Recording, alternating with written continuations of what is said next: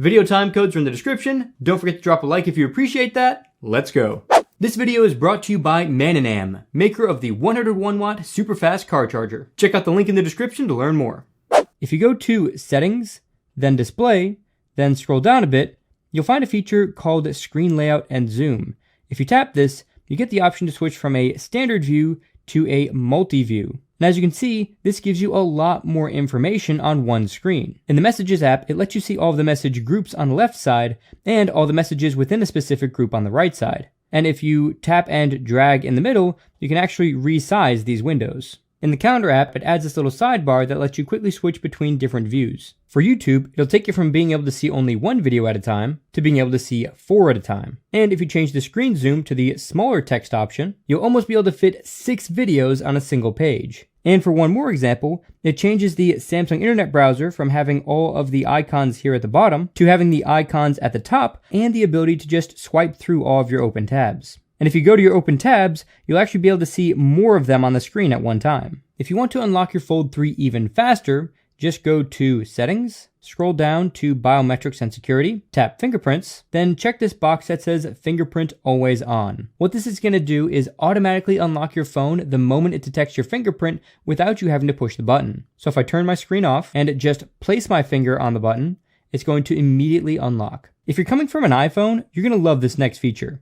Go to Settings, then Display, then scroll down until you see Navigation Bar and tap that. Then enable Swipe Gestures, and this is effectively putting your Fold 3 into iPhone mode. So if you swipe up, it's going to take you to the home screen. If you swipe up and hold, it's going to bring up your recent applications. If you're inside of an application and you swipe across the bottom, it'll switch back and forth between all of your open applications. And if you swipe in from the left side of the phone, it'll act as a back button. However, 2 notable benefits with this mode on the Fold 3 is that you can also swipe in from the right side for a back button, which makes a big difference when you're using this with one hand. And you can also quickly activate Google Assistant by swiping in from one of the corners. If you tap More Options, you can enable Swipe Regions instead. If you do this, you'll get 3 bars across the bottom. Swiping from the center will take you home, swiping from the right one will take you back, and swiping from the left one will open up your recent applications. If you go back a page, then scroll down, you'll see that you get the option to switch the button order as well. So right now, the back button's on the right side, but if you prefer that to be on the left side, just tap this here, and now the left side will be the back button. If you prefer the button style navigation, and you happen to be left-handed, this next feature's for you. If you look down here at the bottom, you'll see this option called Button Position. Right now, it's set to right. But if I tap that, I can switch it to left, and all 3 buttons just moved over to the left side. Alternatively, I can change it to center, and they'll be right in the center. Since I'm right-handed, I'm going to switch it back to right, so it makes it a lot easier for me to use the navigation buttons with one hand. If you go to your applications, you'll see an application called Bixby Routines. If you open this application, you'll get access to some of the most powerful features available on any Samsung device. To demonstrate how powerful this is, let me show you some automations I already have set up. This one is called Navigate Home, and what this does is whenever I'm connected to my car's Bluetooth, if I long press the back button, it's automatically going to open up Google Maps and start navigating home. Battery Saver will automatically detect if I'm sleeping and whether or not the phone is charging. If I'm sleeping and the phone is charging, then it's going to turn off fast wireless charging and turn off fast charging. And this will help extend the overall battery life of my Fold 3. Then, when I'm no longer sleeping, it's going to turn fast wireless charging and fast charging back on, so I can always have access to fast charging while I'm awake. Speaking of fast charging, if you want the fastest charging for all of your devices while you're on the go, then you want to check out this 101 watt super fast car charger from today's sponsor, Mananam. I've been recommending Mananam products long before they ever became a sponsor, so it's an easy product to promote. The build quality on this is amazing. It comes with a really nice zippered carrying case with a premium fast charging capable cable, which is important because not all cables support the ultra fast charging speeds that this charger is capable of. You get 68 watt and 33 watt USB-C charging ports, as well as a 30 watt standard USB charging port. Most importantly, Mananam chargers come with a technology called Turbotive, which allows your devices to charge as fast as possible without overcharging them and damaging the device, an issue that's common with cheap knockoff brands. And the icing on the cake, this charger comes with a lifetime warranty. If you want to learn more about it or pick one up for yourself, I'll have a link in the description and in a pinned comment. This During Exercise feature will detect if I'm doing any exercise using Samsung Health, and if I am, it's going to turn on ambient sound on my earbuds, block all touches on the earbuds so I don't accidentally activate anything, and it's going to read all the notifications aloud on my earbuds. Then, once I stop working out, it's going to turn all of those features back off. Theater mode is something that will be activated if I turn on theater mode on my Galaxy Watch. So instead of just my watch having its screen dimmed and going into Do Not Disturb mode, it's also going to affect my phone. More specifically, it's going to set the phone's brightness to 5%, turn on dark mode, turn on Do Not Disturb. It's going to decline any call that comes in with a quick text that says, "I'll call you back," and it's going to turn on my always on display. And when I turn theater mode off, it's going to revert all of these settings back to their original setting. And to be clear, these automations are fully customizable. I'm the one that selected all of these different parameters to change and selected how they should change. Bixby Routines is so powerful that it would take an entire 30-minute video just to cover everything. But before we move on to the next feature, I do want to show you one more thing. If I select Add Routine, you get two options, an if and then a then. If are all of the conditions that the phone is going to look for before running an automation.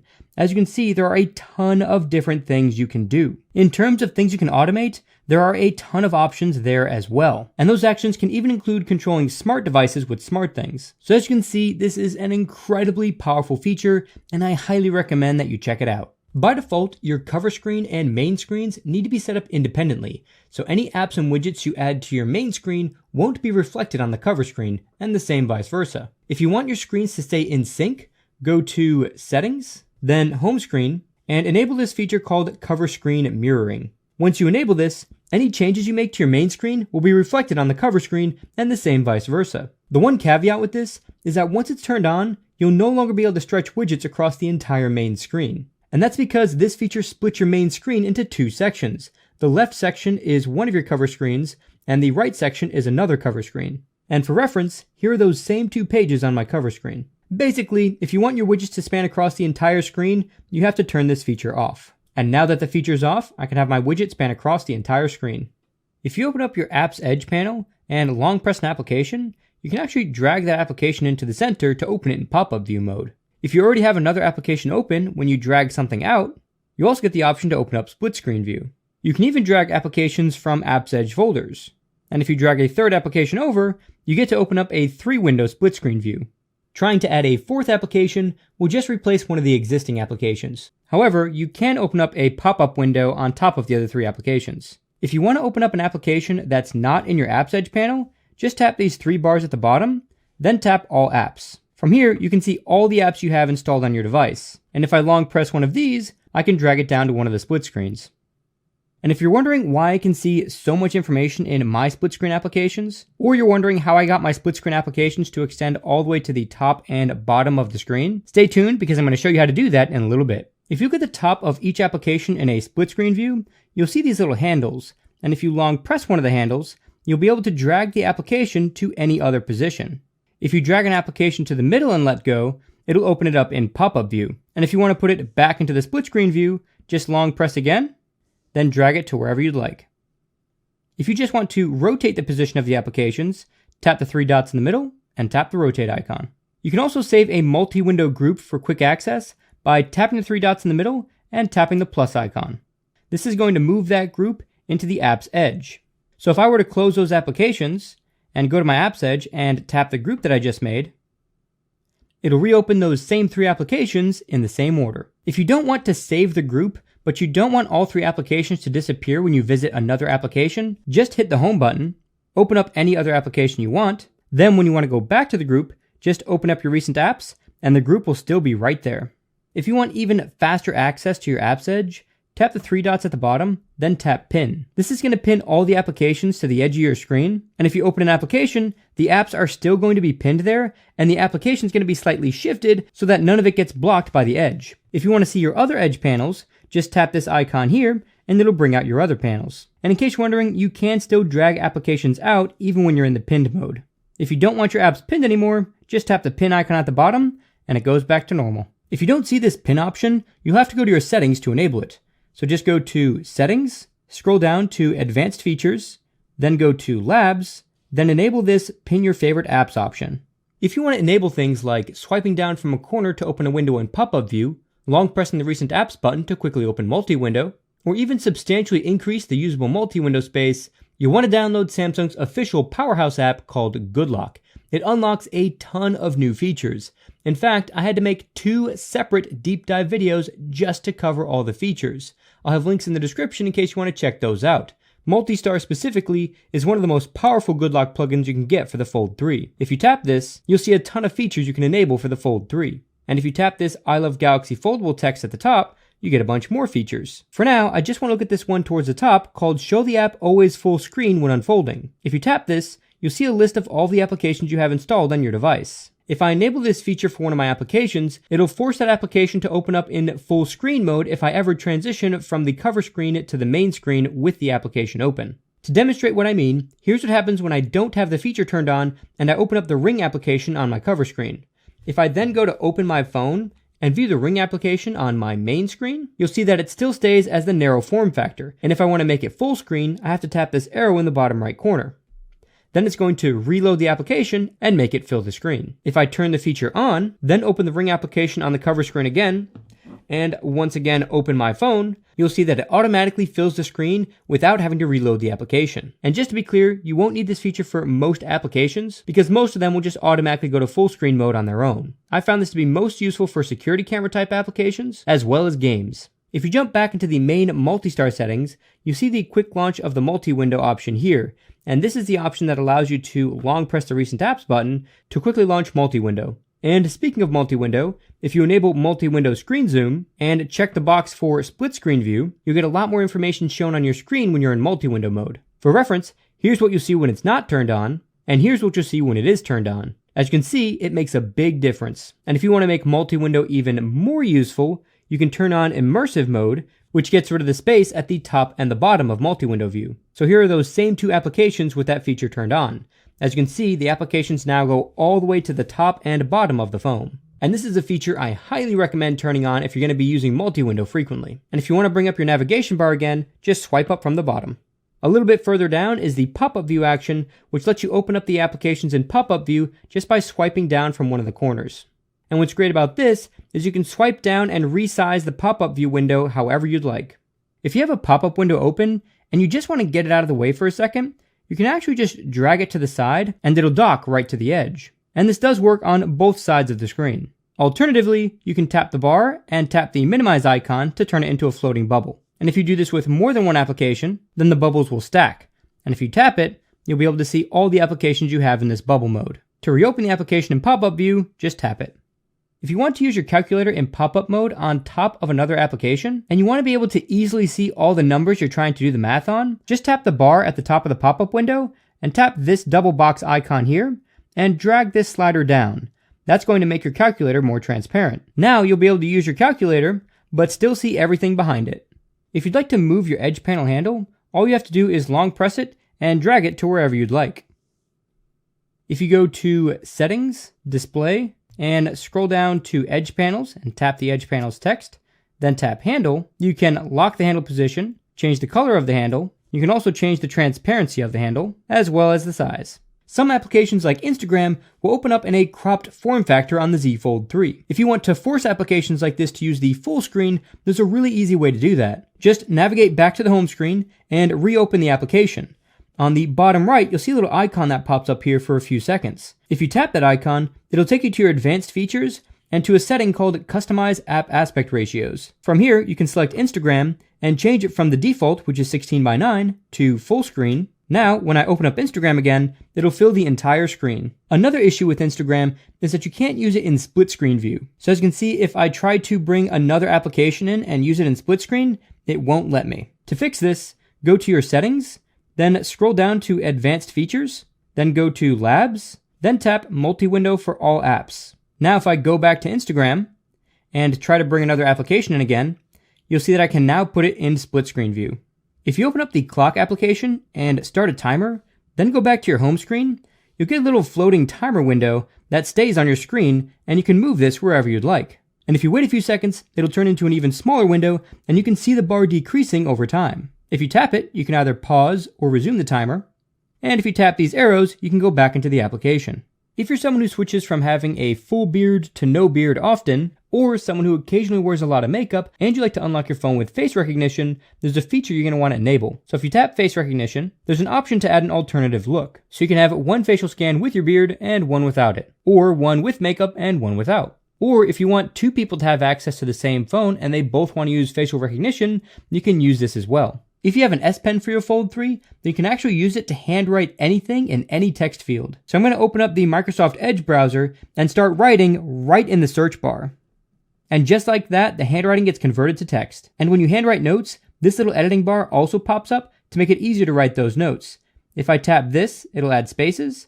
This here is a backspace. And if I need to, I can tap this icon here to bring up my keyboard. And if I want a bigger area to write on, I can tap this letter T right here with the pencil icon and turn this entire section into a place to write. And if for some reason you don't see this T icon right here, just tap the three dots on the right side and scroll through these settings to find it. If you wanted to add one of these shortcuts to this panel here, just long press it and drag it in. And if you want an even bigger area to write on, you can tap this down arrow to dismiss the keyboard, then tap in the search bar with your finger instead. That'll bring up a full-size panel for you to write in. And to be clear, this handwriting mode works in any application. And you also have access to all the handwriting gestures for quick editing. So if I draw an arc between these two words, it's going to close the gap. If I want to add a space back in, I just draw a caret. If I want to get rid of a letter or part of a word, I can just scribble it out. If I want to add a letter back in, I can write the letter and then put a little caret to put it in. And I can also just draw a line to erase any text that I don't want. If the handwriting mode isn't working for you, just tap in any text field to bring up your keyboard, then tap these three dots, find the settings and tap that, then scroll down until you find S Pen to text and turn that on. If you'd prefer not to write in the text fields, but instead just write on that keyboard block, then you can disable this feature, then tap handwriting and turn on pen detection instead. Now, if I tap in a text field with my finger, it'll bring up the normal keyboard. But if I tap in a text field with the pen, it'll bring up the handwriting pad. And while you can technically have both features turned on at the same time, it's just going to default to pen detection mode. And it doesn't matter if you tap in the text box, it's not going to bring up the keyboard. Unless of course you open up the tiny keyboard. If you want to quickly write a note, regardless of which screen you're on, just hold the S Pen button down and double tap the screen, and that'll bring up a quick note to write in, which will get saved to Samsung Notes. And if you do this gesture while the screen is off, it'll let you write a screen off memo. And in the corner, you get the option to change the pen color. You can also change the pen thickness, switch to an eraser, or pin the note to your always on display. So here it is pinned to my always on display. Alternatively, you can just save the note to the Samsung Notes app. If you prefer to handwrite calendar appointments, just tap the pen icon in the upper right corner of the calendar app, then you can pinch to zoom in and handwrite in any box you'd like. And if you have an extended vacation, you can write across multiple boxes. And if you really want to, you can customize the pen down here. If you have an S Pen Pro and you happen to misplace it, there's an easy way to find it. Just pull down your notification shade, tap Devices, tap the S Pen, then tap Find Device. This is going to show you the last known geographical location of the pen and give you the option to either start navigating there, or if it's nearby, you can tap Blink Light and the S Pen's light will start blinking. Now this blinking light isn't going to be terribly helpful in finding the device, but it's better than nothing. Speaking of finding devices, if you have another device that has ultra-wideband technology, like the Galaxy S21 Ultra for example, then you can tap these three bars on the right, then tap your S21 Ultra, and you get an option called Search Nearby. Once you get close to the device, you can use your camera and augmented reality to help you find it even faster. If you don't have an S Pen at all, then you can turn off S Pen detection completely to save some battery life. To do that, go to Settings, Advanced Features, then uncheck S Pen. And as you can see, the S Pen doesn't work anymore. If you want to make it easier to quickly identify notifications from someone important, just go to Settings, Notifications, Brief Pop-up Settings, Color by Keyword, then add the person's name here exactly how it's spelled in your contacts. Once it's added, tap the circle to change the notification color. As you can see, this is a red notification, but if I want it to be green, I just tap green, and it'll now look like that. The Fold 3 is an expensive phone, and you definitely won't want to lose it. So to make sure you'll always be able to find it, go to Settings, scroll down to Biometrics and Security, and enable Find My Mobile. Once this is enabled, you can navigate to this web page from your computer, and it's going to show you the current geographical location of your phone. It'll also show you how much battery is left. You can make your phone ring, you can remotely lock your phone, and this is more than just locking your screen. You can also lock Samsung Pay, Samsung Pass, and prevent someone else from turning your phone off. You can continually track the location if someone stole it and they're running away with it. You can remotely erase all the data on your phone. You can remotely back up the data. You can retrieve any calls or messages from it.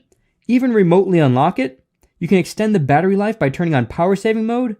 And you can set guardians. And guardians are just other people that you give access to your phone to help you find it if you lose it. And if you tap these 3 bars in the corner, you can track any of your Samsung devices that you've enabled Find My Mobile on. So this is a must-have feature if you want to make sure you never lose your phone. Just remember to bookmark the findmymobile.samsung.com webpage on one of your other devices. And to be clear, this isn't a special address specific to the phone. This is just the general Find My Mobile website. Once you navigate here, it'll ask you to log in with your Samsung account, and then you'll be able to see all of this information. If you want to make your favorite apps load even faster, just open up one of your applications, hit the Recent Apps button, then tap the app icon, and select Keep Open. This is going to keep the app open in the background, so you can always launch it really quickly. And you can do this with up to 3 applications. If you try to do this with a 4th application, it just won't let you. To unlock applications, just tap the lock icon. And if you want your phone to feel even faster, just go to Settings, scroll all the way down to Accessibility, tap Visibility Enhancements, then tap Remove Animations. This will get rid of all animations and make the phone feel even snappier.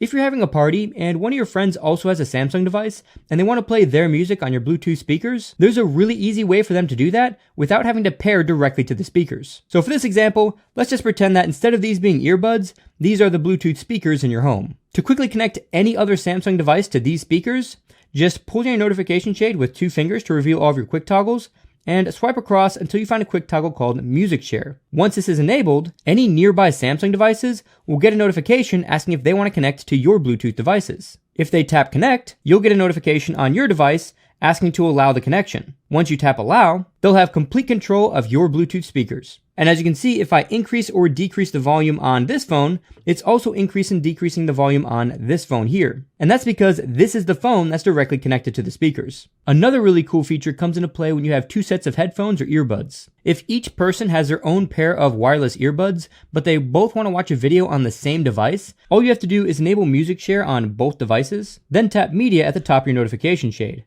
If you're on Android 12, it'll say Media Output. Now, on the device that you want to play the video from, you should see both sets of earbuds available. If you don't, tap this Music Share icon down here, and it should show up here at the bottom. If you tap this, then tap Done, you'll get a notification over here asking you to allow the connection, so tap Allow, and you'll see that both buds are now connected to a single device. And the volume can be adjusted independently between the 2 earbuds. And the person who's sharing their earbuds does have the ability to increase or decrease the volume themselves as well. If you also happen to own a Samsung tablet, then you want to turn on a feature called Calls and Texts on Other Devices. Once you enable this on your phone as well as on your tablet, any calls or texts that come into your phone will also show up on your tablet. So if you left your phone in the other room and you've got your tablet on the couch with you, and all of a sudden somebody calls, you can answer the call and talk to the person through the tablet. And the same is true for messages. If any messages come to the phone, it's going to be forwarded to the tablet, and you can reply to them right from the tablet. And the best part about this is that it works both ways, so I don't need to wait for a message to come into the tablet to send messages. Instead, I can just open up the Messages app and send a message. And the same is true for making phone calls. The one caveat with this is that both devices need to be on the same wireless network, which means you couldn't just leave your phone at home and take your tablet with you expecting to be able to get texts and calls on your tablet. Another feature that you're definitely going to want to turn on if you have a Samsung tablet is found in the Settings, then the Advanced Features, and it's called Continue Apps on Other Devices. To demonstrate how this works, I'm first going to open up my recent applications on my Fold 3, then I'm just going to open up the Samsung Internet browser on my Tab S7. And right away, you can see that this new category was brought up here that shows a Samsung Internet browser icon as well as a tablet icon below that. If I tap this, it's going to open up the Samsung Internet browser on my Fold 3 and navigate to the same web page from the tablet. And this works both ways. So if I switch tabs over here on my phone, then hit the Recent Apps button on my tablet, I'd see this new icon again, except this one will have a phone icon next to it. Tap that. Again, goes right back into the internet browser and opens up the tab I had open on my Fold 3. And this goes beyond just transferring web pages. If I copy anything from the tablet, even this image, if I long press it, then tap Copy Image, after a couple seconds, you'll see it show right here and allows me to paste that right into this message. And the same is also true for text. If you go to Settings, then scroll down to Biometrics and Security, then scroll all the way to the bottom and tap Other Security Settings, then scroll all the way to the bottom here, you'll see an option called Pin Windows. And what this does is it allows you to lock someone into a specific application. This is exceptionally useful if you're letting someone else use your phone to make a phone call, or if you're handing your phone to someone to check out a video and you don't want them getting into any other applications. To demonstrate how this works, I'm going to go ahead and open up my phone application. Then I'm going to go to my recent applications, tap the phone icon, then I'll tap Pin this app. Now it's going to tell me that the only way to get out of this application is to hold the back and recents buttons at the same time. So if I tap OK, you can see that it doesn't matter how much I tap the home, recents, or back buttons, it's not going to take me out of the application. And if I try to pull down the notification shade, you'll see that it won't let me do that either. Even the edge panel has been disabled. However, if I keep tapping the home button, I'll get a notification that tells me that all I have to do to unpin it is hold the back and recents buttons. And now the app is unpinned and I can go back to the home screen and get into anything else. So obviously that's not very secure. To fix this, there's another feature you need to turn on. So we're going to jump back into settings and we're going to tap the words Pin Windows. This reveals another option called Ask for Pattern before unpinning. If you enable this, then repin the application, now try to get out of it, it's just going to take me to my lock screen and prevent me from doing anything else on the phone. So if you're going to use this feature, definitely make sure this option's turned on. And in case you're wondering, if you're using gesture navigation and you want to get out of the pinned app, all you have to do is just swipe up and hold for a second. If you want a better Android Auto experience, just go to Settings, scroll down to Advanced Features, then tap Android Auto, and you'll get a bunch of customization options for Android Auto. Most notably, if you tap the Customize Launcher icon, you'll get an option called Add a Shortcut to the Launcher. If you tap that, then tap an Assistant action, you'll be able to create a button that activates any Google Assistant command you want. So let's say you left your home and forgot to turn your lights off. Well, if you have smart lights, then you can create a command that has Google Assistant turn off all your lights. Then all you'll have to do is tap the icon in your car. If you go to Settings, then scroll down and go to Privacy, then tap Permission Manager, you can see all of the applications that have access to all the different parts of your phone. So if you want to know for sure which applications have access to something like your camera, just tap Camera, and here are all the applications that have access. And below that is a list of all the apps that have been denied access. If you see something in here that you don't want access to your camera, you can select the application, then select Deny. If you own a Windows computer, this next one's for you. If you go to your quick toggles, you'll see an option called Link to Windows. If you enable this and follow the setup process on both your phone and your Windows computer, you'll be able to completely control your phone from your computer as long as both devices are on the same Wi-Fi network. That means receiving and sending texts and calls, copying images and links right from your computer into messages on your phone, and using any application on your phone to do things like ordering takeout. This even lets you copy images and videos directly from your phone to your computer, or vice versa from your My Files app. If you have Bixby enabled, then you can just hold the side key whenever you're in a text field and dictate anything you want.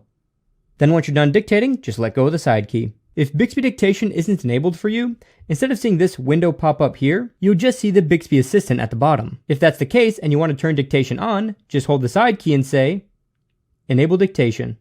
That'll take you to this page. Now just tap Bixby Dictation here. And if you want even faster dictation, you can download offline dictation. And now that dictation's being done locally, you can see that it works a lot faster. If you're dead set against Bixby, you can change the function of long pressing the side key. To do that, long press the side key and volume down keys at the same time. Once you do that, you'll bring up your power menu, and at the bottom, you'll see side key settings. If you tap that, you'll see that you can change both the double press function as well as the press and hold function. The only other option for pressing and holding besides waking Bixby is to bring up your power off menu. However, you do get a lot of customization for the double press feature. By default, it'll quick launch your camera. If you're someone who uses Bixby a lot, then you can have it open Bixby, or you can have it open an application. And besides just opening applications, you can also do things like turn on or off your flashlight. So if I chose flashlight, then I flip my phone over and double press the side key, flashlight will turn on, double press again, flashlight turns off. If you're on your home screen, you can just double tap to turn the screen off. And obviously you can double tap to turn it back on. If you want to enable or disable the double tap feature, go to Advanced Features, then Motions and Gestures, and the two toggles are right here. While we're on this page, I want to point out two other great options. The first is called Alert When Phone Picked Up, and that just makes your phone vibrate if you have a missed call or text when you pick up your phone. If you scroll a bit further down, you'll see an option called Finger Sensor Gestures. And what this does is allow you to pull the notification shade down just by swiping down on the fingerprint sensor. You can then swipe back up to dismiss the notification shade. If you enable this option down here, and you're on your home screen, you can activate Samsung Pay by just swiping up. And these are both excellent features for one-handed use. If you're using your Fold 3 with one hand and you're having trouble reaching the top or one of the corners, just swipe down on the bottom right or left side and the whole screen will shrink right down. If you need to switch sides, you can tap this arrow here. If you want to resize it, you can grab the corner and make it either bigger or smaller. And you can also grab this handle here and drag it up or down. To get out of this mode, just tap outside of the window. And to be clear, this pulls down to whichever side you did the gesture on. So there I did it on the right side and it pulled down to the right. If I do it on the left side, it'll pull down to the left. And as you can see, the screen size and position is saved, so it'll always be exactly where you want it. If this feature isn't enabled for you and you want to enable it, just go to Settings, Advanced Features, then enable One-Handed Mode. If you tap the text, you get the option to switch from gesture mode to button mode. With button mode, you just have to double tap the home button to activate it. I personally find gesture mode much easier to use, so I'm going to leave it on that. If you go to Settings, then scroll down to Digital Wellbeing. You get two options here called Screen Time and App Timers. These features are excellent if you feel like you're spending way too much time on your phone and you want to spend more time being present with the people around you. If you tap Screen Time, you can set a goal, and this is the maximum amount of screen time you want to have in any given day. If you have a goal set, it'll show you how much under or over you are on your goal. And if you have too much screen time, it'll tell you to try putting your phone down for a while. App timers let you take even more control of your phone usage. If you tap this, you can set timers for specific applications. So if you notice that you're spending way too much time on YouTube, you can just tap the hourglass next to YouTube and set a timer for the maximum amount of time you want to be allowed on YouTube. Once that timer is set, it'll show you how close you are to the end of the timer. Once you get close to the limit, a pop-up will show up telling you how much time you have left, and you do get the option to add just 10 more minutes. Once you've reached your limit, you'll get a pop-up that tells you you've used all of your time for the day. You do get the option to change the timer, add time just for today, or close the application. And that's also going to gray out the application, so I won't be able to open it again.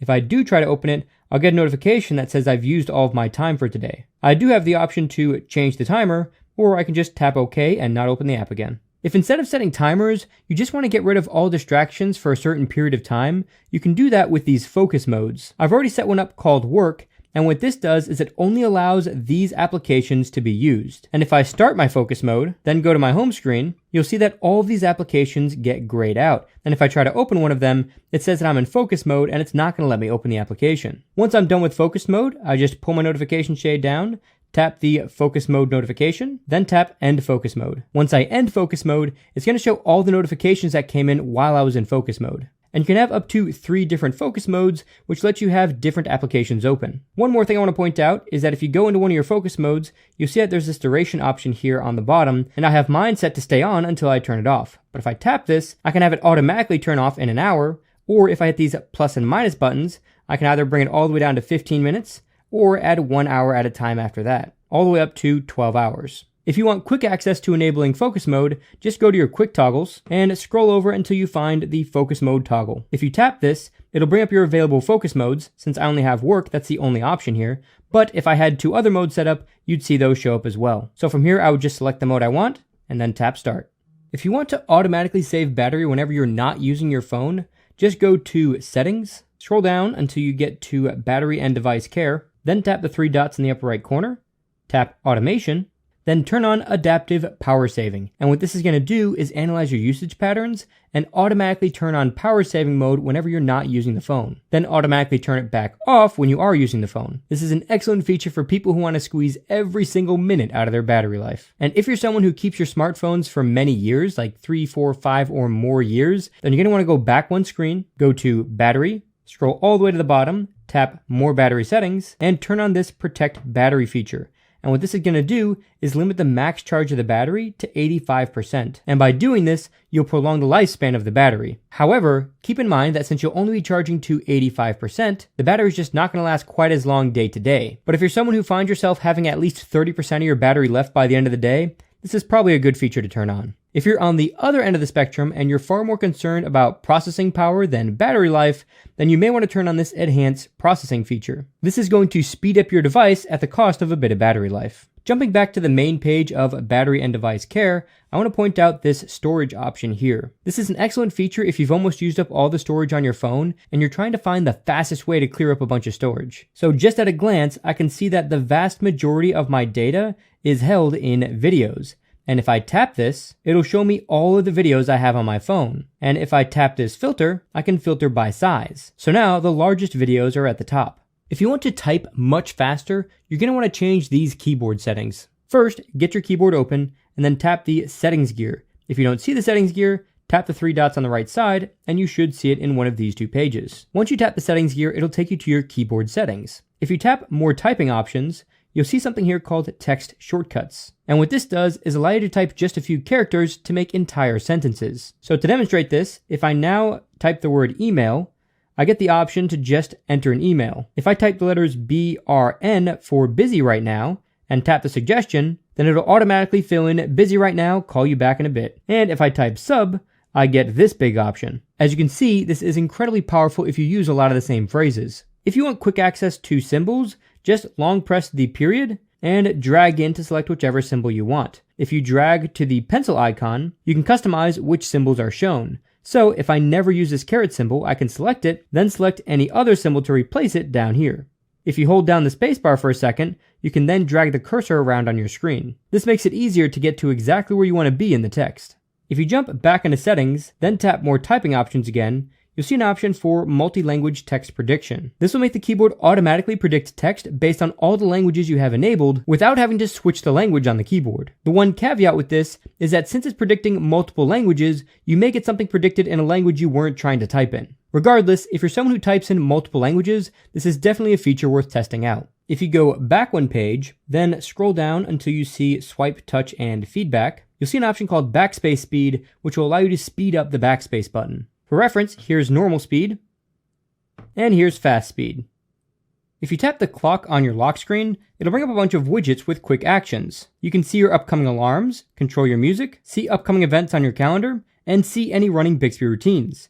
If you tap settings, you'll get even more options. From here, I can turn on weather, as well as digital well-being. And I can also turn off things that I don't care to see. And as you can see on the bottom, you can also enable these widgets on the always on display. The only difference with the always on display is that you have to double tap the time, then swipe up or down. And now I get access to all the same widgets.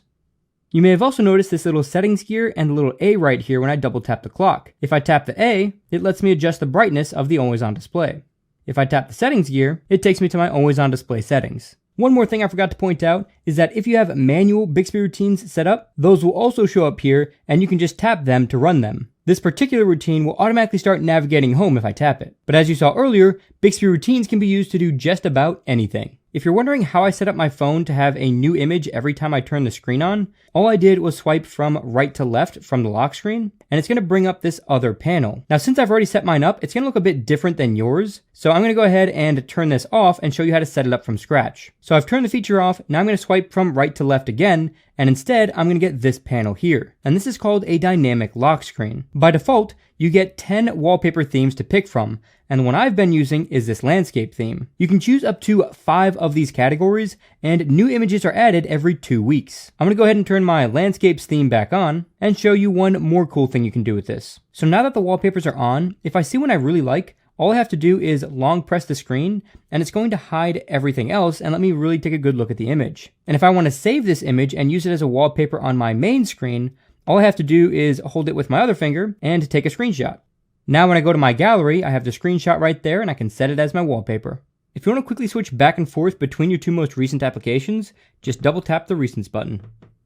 If you have a tab in the Samsung Internet browser that you want to save for later and you don't want to accidentally close it, just long press the tab, then tap Lock, and that'll help prevent you from accidentally closing it. If you're not using the tab view of the Samsung Internet browser, just open all your tabs with the tabs icon. Now you can long press any tab, and you get the lock icon at the bottom. And if you ever want to rearrange tabs, just long press one of them, then grab these little handles and move them around.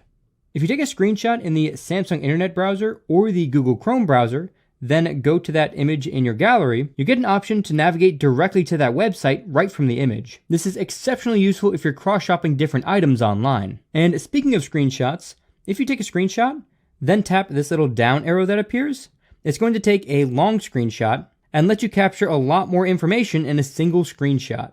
So as you can see, I have a ton more information shown with a single screenshot. If you're a forgetful person and really don't want to forget texting someone on their birthday, you can actually just schedule the message by tapping this arrow next to your message, tapping the plus icon, then tapping schedule message. And you can schedule all the way up to a year in advance. So once that's scheduled, tap done, Then you can send your message, and it's going to appear grayed out with this little time icon here telling you that it's scheduled but not yet sent. And it'll even tell you the day and time that it's going to send. If you want to change it, just tap the clock icon. You can then send it now, delete it, or edit it. Then you can tap the time and select a different day or time. And if you just want to remove the schedule, tap the minus. If you have favorite contacts in the Messages app and you want them to stay at the top of the messages, all you have to do is long press the conversation, tap the 3 dots in the bottom right corner, then tap Pin to Top.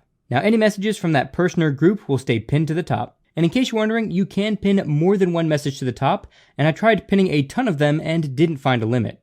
You probably already know that you can take a selfie with the rear-facing cameras just by pressing this selfie button in the upper right corner and opening your phone. And as you can see, these cameras are now being used for the picture.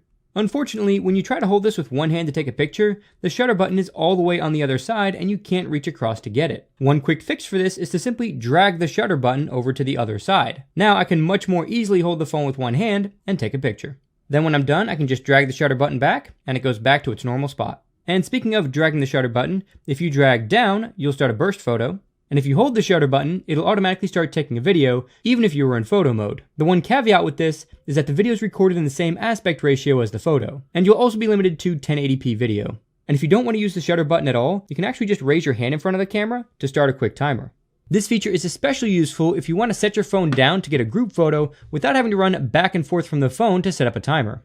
If you're using the main screen to take a photo, there's an icon in the upper right corner, and if you tap that, it'll turn on a preview for the cover screen so that the person you're taking a picture of can see themselves. If this feature is turned off, the cover screen just stays off. And if you tap this icon in the upper left corner, then take a photo, you'll be able to see all the recent photos you took here on the left side.